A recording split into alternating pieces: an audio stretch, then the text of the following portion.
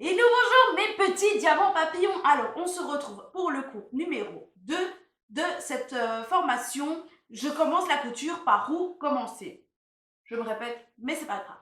Alors, c'est vrai que le premier cours, ça fait un petit moment que je l'ai tourné. Et là, je vous assure que j'essayais de trouver un petit moment dans mon planning pour essayer de le faire. Mais c'était vraiment full de chez full. On est en plein mois de juin, donc le mois des mariages. On me demande plein de retouches, etc. et des robes en dernière minute. Donc, franchement, c'est du sport. Donc, je n'ai pas su vous la tourner avant, malheureusement. Mais voilà, chose faite. Aujourd'hui, on va pouvoir démarrer pour de vrai. Alors, qu'est-ce que je vous propose dans ce petit cours? Eh bien, vous allez le savoir juste après l'entracte.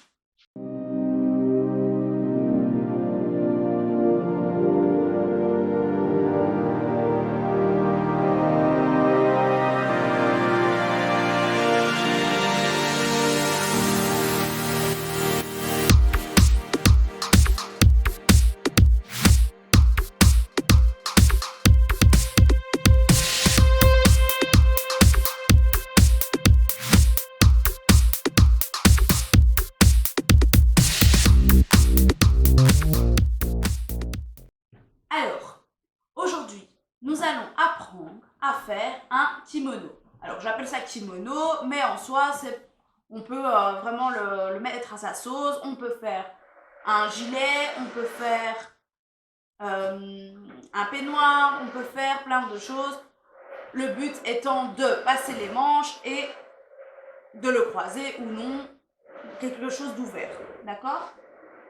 J'ai pris que ça fait plein de bruit. Quelque chose d'assez simple à faire. Donc, si vous êtes grande débutante, il n'y a pas de problème. Ce cours est fait pour vous. Vous êtes à la bonne adresse.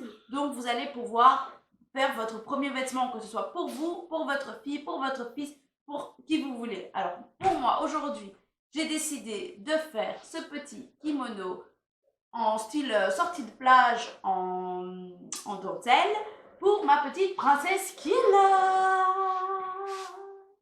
T'es content? Tu es content? Oui, maman! Attention, elle m'a frappé. Oui, maman! Je veux un kimono! Donc, qu'est-ce que vous allez apprendre dans ce premier cours?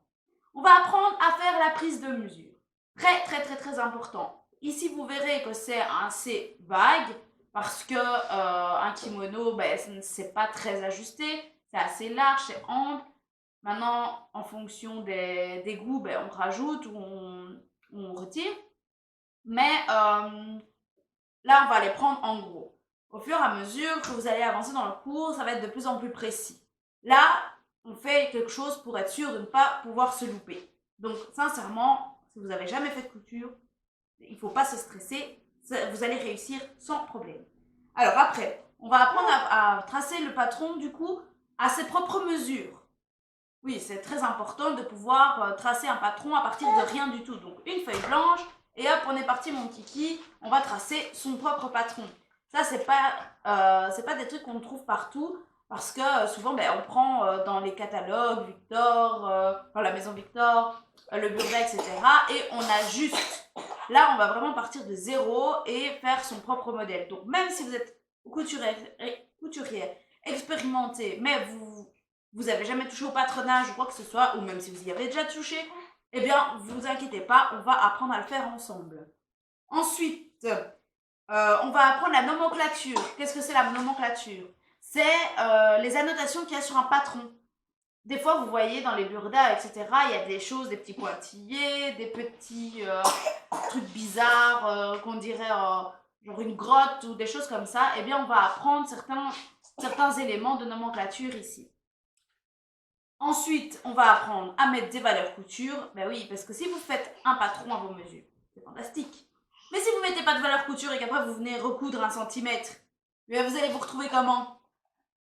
Comme ça, vous allez plus savoir bouger dans vos vêtements. Hein. Donc c'est vraiment super important les valeurs couture. Donc on va réfléchir à ça et on va voir comment ça se passe ensemble. Oh tchou, ça va mon amour? Ça va? Oui. Oh mon amour. Tu fais un siphon fonfon? Oui. Alors, ensuite, ce qu'on va apprendre en dernier pour ce cours-ci, c'est le calcul du métrage. Mais oui, quand on fait un modèle, on aimerait bien savoir au magasin combien on doit aller acheter, surtout quand on est avec des tissus à 100 € du mètre. 10 cm, hein, on se passerait bien d'en acheter en trop que pas assez.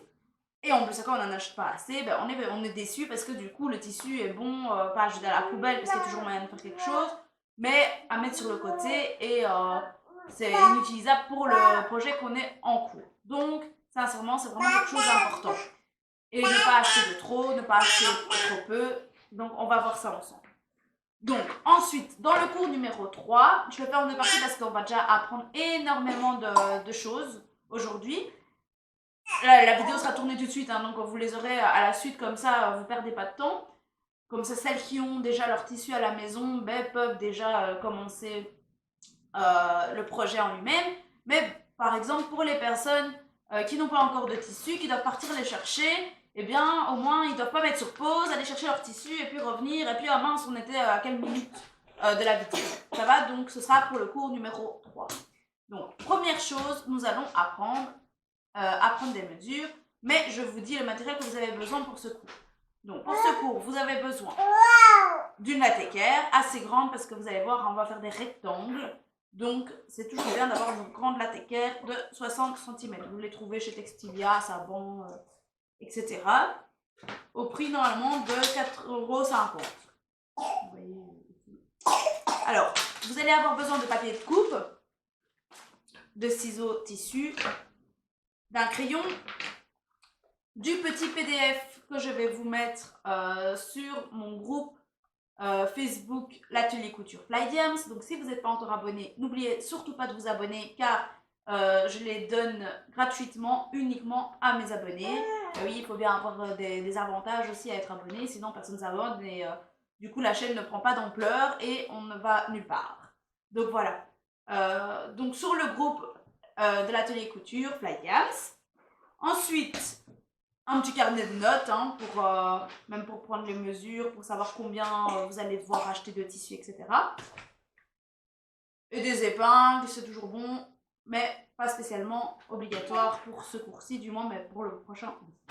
Donc, je vais me retourner et vous montrer la prise de mesure sur un mannequin traditionnel. Oui, parce que si je le fais sur ma fille... Oui. Bon, ben, on va peut-être commencer sur ma fille. Alors, vous allez voir sur le petit PDF que je demande d'abord de prendre la longueur du kimono. Donc, la longueur, ça veut dire jusqu'où vous voulez que ça arrive. Donc, si vous voulez que ça arrive mi-cuisse, ben, vous prenez jusqu'à mi-cuisse à partir de l'épaule. Donc, ici, par exemple, je vais faire comme un petit gilet. Donc, je prends à partir de l'épaule. Attends, mon amour. Hop. Et je vais tout droit. Voilà. Et j'ai une moyenne de 35 cm. Donc, vous notez 35 cm. Où est la poupette? Ça va, mon amour? Ça va? Alors, vous inquiétez pas, après je vous le montre sur mon mannequin, ce sera beaucoup plus facile. Donc, après, on prend la longueur de bras. Ici, voilà, on prend à partir de l'épaule et je vais mettre un petit 10 cm parce que je veux que ce soit une manche courte. Ça va, mon petit modèle? Donc 10 cm. Alors, la largeur de la carrure. Donc, on vient ici derrière et on prend d'une épaule à l'autre épaule. Donc, là, moi, je prends 20 cm. Ensuite, la hauteur de l'emmanchure, c'est ici, en fait. Donc, c'est pour pouvoir passer le bras. Donc, ici, comme c'est un kimono, on fait plus large. Du moins, moi, c'est mon souhait. Donc, hop, je me dis, voilà, 10 cm, c'est assez. Je vais même mettre 12, comme ça, je suis sûre d'être bon. Si vous voulez faire une petite ceinture pour fermer le kimono, vous prenez tout simplement le tour de taille. Attention, mademoiselle, combien on a de tours de taille? Ouh là là, 54 cm la petite boudine. 54 cm.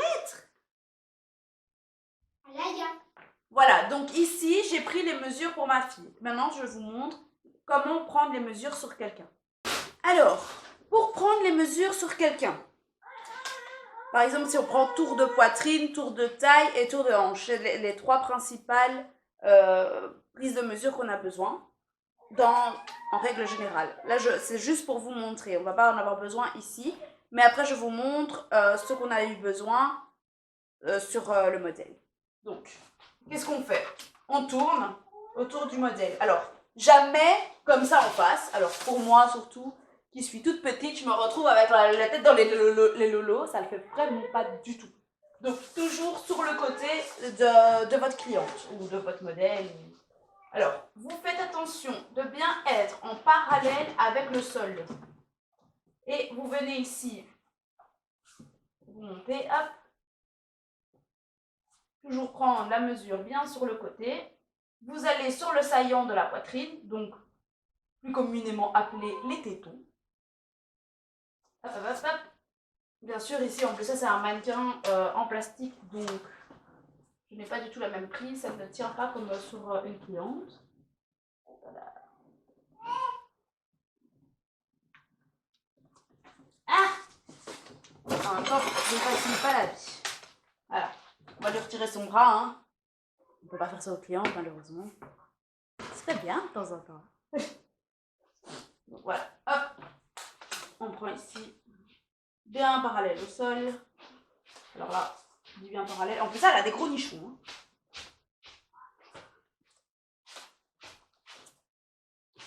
Hein. Voilà. On prend comme ceci. Et par exemple, ici, on a 88. Donc, vous faites bien attention que ce soit vraiment parallèle par rapport au sol. Ensuite, vous venez à la taille. La taille, c'est quoi? C'est là où il y a le creux. Là où, quand on fait bêtement comme ça, pour prendre une pause, ben, on met nos mains à la taille. C'est vraiment là où c'est le plus creusé. Donc là, de nouveau, toujours parallèle au sol. Ma mannequin est déboîtée en plus. Voilà, donc ici, j'ai 68 par exemple. D'accord? Donc toujours parallèle au sol. Et toujours sur le côté, hein, on ne se retrouve pas devant. Surtout pour ici. Donc toujours sur le côté, hop, 89. Alors, je ne vous fais pas dire, si vous êtes avec votre client et quand vous venez, que vous lui mettez la main à cet endroit-là, ça ne le fait pas trop. Ce n'est pas très conventionnel, comme on dit chez les riches.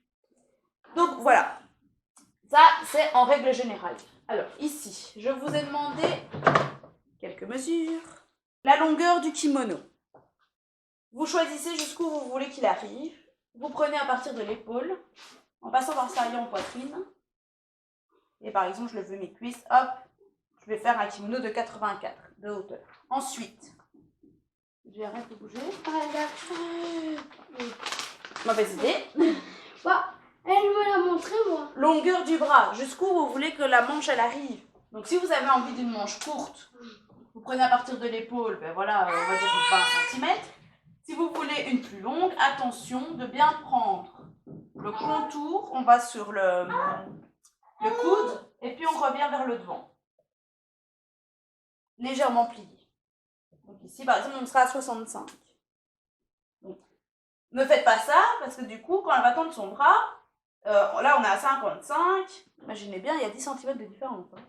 Donc c'est vraiment très important de faire attention à ça. Ensuite, la largeur de carré. Ça, c'est dans le dos. La largeur de carrure, ben, c'est ici. Hop. Donc ici, par exemple, on sera à 35 de largeur de carrure. Vous voyez? C'est vraiment là où on est le plus large, d'épaule à épaule. Ensuite, on va essayer de ne pas se casser la figure. La hauteur d'emmanchure. Donc, c'est ici pour que le bras puisse passer. Donc, ça veut dire que le minimum que vous pouvez faire, c'est 20. D'accord? 20 corps gentils. Donc, comme c'est un kimono, les manches sont larges. Donc, elles peuvent descendre. Hein, ça peut même être très joli. Des manches qui arrivent jusqu'à quasi à la taille. Hein. Ça va? Donc, moi, je mets environ 25. D'accord? Et puis ensuite, si vous voulez une petite ceinture, vous venez prendre le tour de taille où ici on est à 60. D'accord? Donc ça, c'est pour la prise de mesure. Ensuite, on arrive à la deuxième partie. Alors, donc maintenant, on va apprendre à tracer le patron. Pour celles où le patronage, c'est vraiment pas pour elles, qu'elles veulent vraiment pas apprendre, il n'y a pas de problème. Vous pouvez m'envoyer vos mesures en privé et je vous fais un PDF avec votre patron, en fait. D'accord? Juste qu'à ce moment-là, vu que c'est du sur-mesure, il sera payant vu que je devrais prendre du temps pour pouvoir vous le faire. Ça va? Alors, donc, on va commencer à faire donc, l'étape numéro 1. Tracer un rectangle de façon à ce que le petit côté égale la hauteur de l'emmanchure. Donc la hauteur de l'emmanchure, là tantôt, on avait dit que ce serait 12. Donc on prend déjà un morceau de 12. Hop. On trace une première droite de 12 cm. Donc là, c'est la hauteur emmanchure. Notez à chaque fois.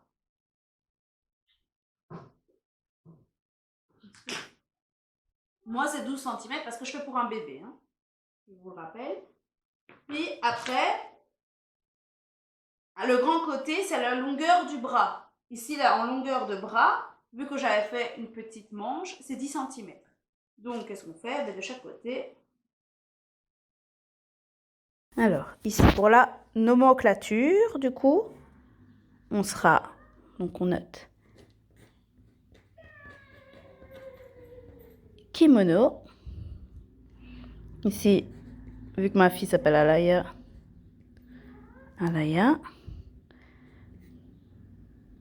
taille personnalisée. Alors, entre parenthèses, 9 mois. Voilà. Et donc, c'est coupé 2 fois tissu. Et ce qu'on doit mettre manche.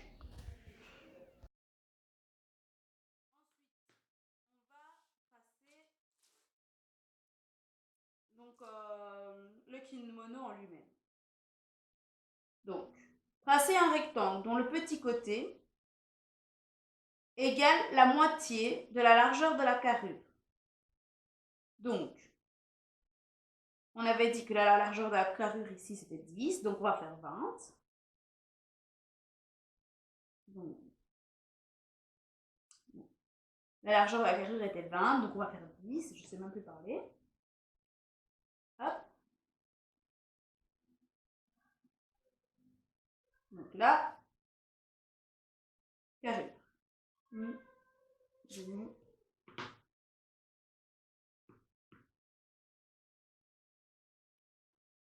carrure.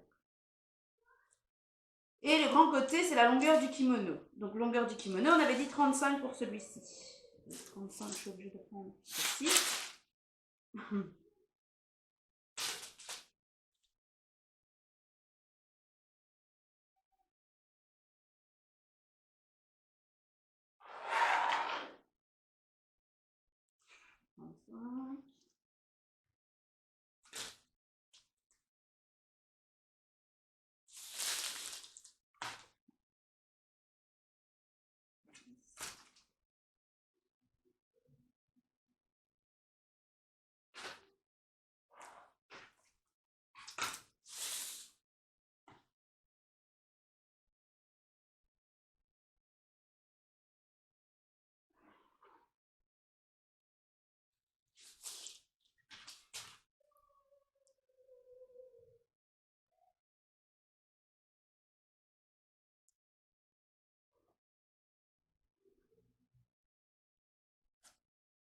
On arrive à se tromper même comme ça. Donc hop, 35 cm. Et là, c'est hauteur kimono.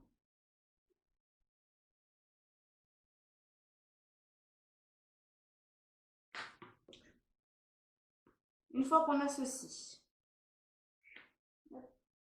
on va faire à côté. Donc ça, ce sera le dos. Donc, kimono Alaya.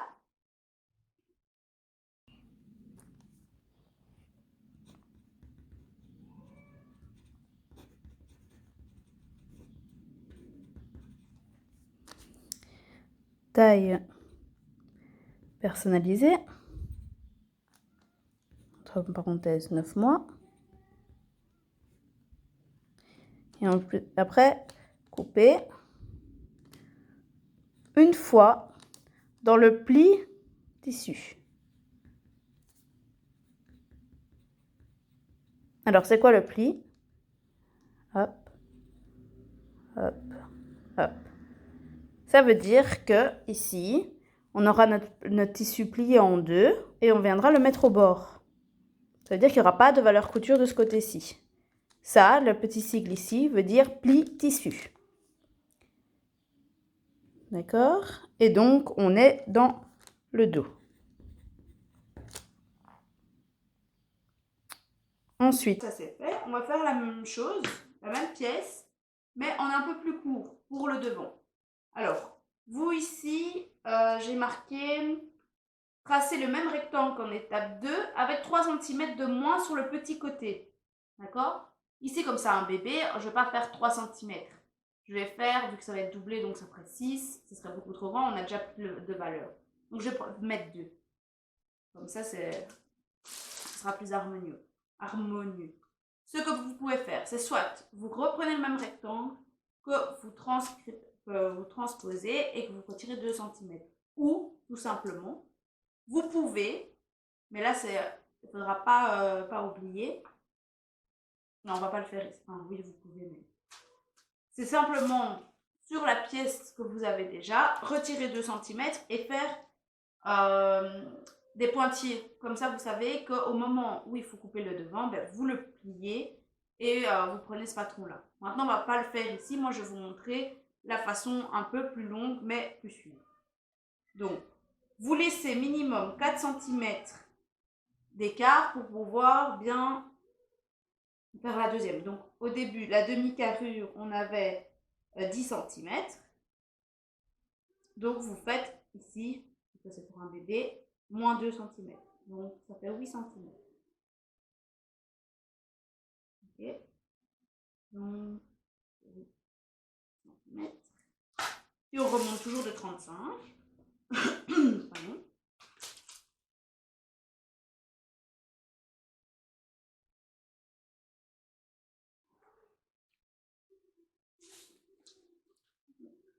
Bien que ça fasse 35.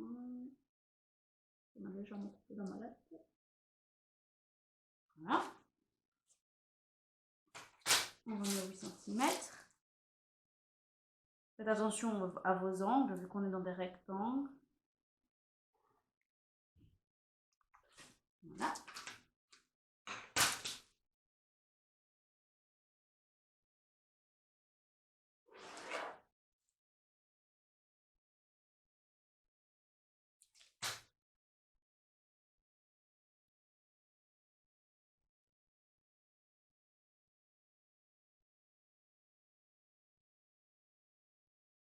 Alors, donc du coup, de nouveau, nomenclature.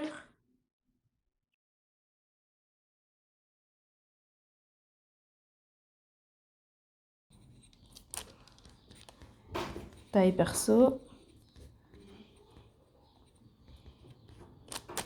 Là, on le coupe en 2 fois tissu. Et on est dans le devant. Alors, une fois qu'on a ça, on a toutes nos pièces. Donc, on est bon. On n'a plus qu'à mettre les valeurs couture, découper et le mettre sur le tissu. Donc, c'est parti, mon kiki. On va mettre les valeurs couture. Donc, ici, je vous ai dit, pas de valeur couture étant donné qu'on est dans un pli tissu. 1 cm, 1 cm, 1 cm. Idem, 1 cm ici, 1 cm là, au-dessus. Et à la manche, partout autour, 1 cm. Pour avoir plus facile, pour faire les valeurs de couture, qu'est-ce qu'il suffit de faire en fait? On met son équerre aristo au bord. Et puis, on trace. Et vous avez votre valeur couture. Donc vous faites ça tout autour.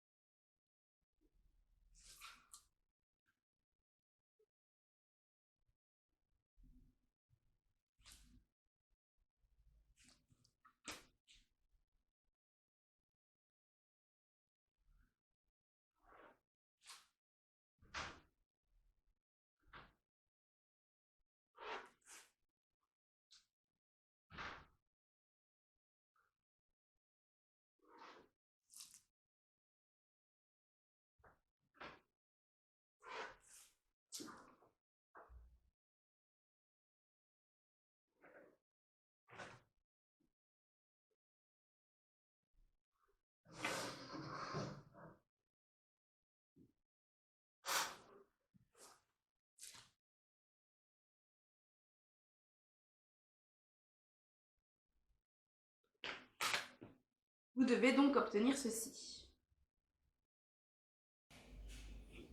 Voilà, à la fin, vous devez obtenir quoi?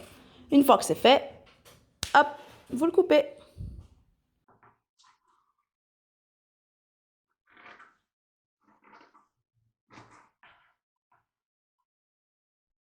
En suivant, bien évidemment, les lignes extérieures, pas intérieures. Alors, une fois que ceci est fait, on n'a plus qu'à savoir comment faire pour couper le tissu. Enfin, une fois que ceci est fait, on n'a plus qu'à faire le calcul du métrage de tissu. Donc, comment on fait? Pour ma part, j'ai sur ma table de coupe, vous allez le voir, j'ai déjà des mètres rubans collés sur la table.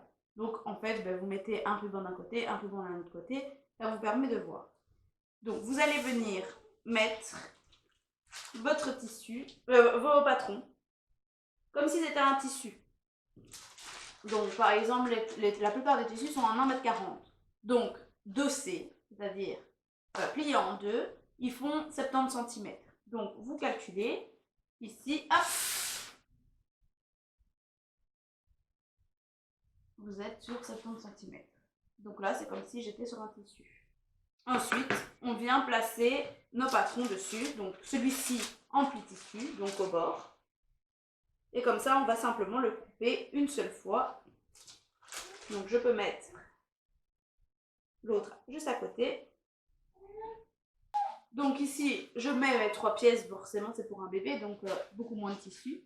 Et donc là, on peut voir qu'avec même pas 40 cm de tissu, j'ai assez. Donc vous pouvez aller au magasin et prendre 40 cm si c'est possible. La plupart du temps, c'est 50 cm. Mais alors avec 50 cm, vous pourrez même en faire 2 facilement. Mais même avec 40 cm, vous en faites 2 facilement. Clairement. Donc une fois que c'est fait, vous n'avez plus qu'à aller chercher votre tissu. Alors pour ma part, je le dis dans cette vidéo aussi, étant donné que moi j'ai déjà mes tissus, et au moins vous ne faites pas un aller-retour au magasin. Moi j'ai pris ce tissu-ci, qui est une dentelle,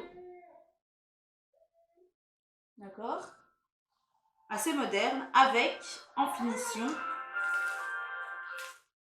ceci. Ce sont des petites boules que je vais mettre en finition. Voilà mes petits diamants papillons, on se retrouve très prochainement pour une prochaine vidéo pour faire notre petit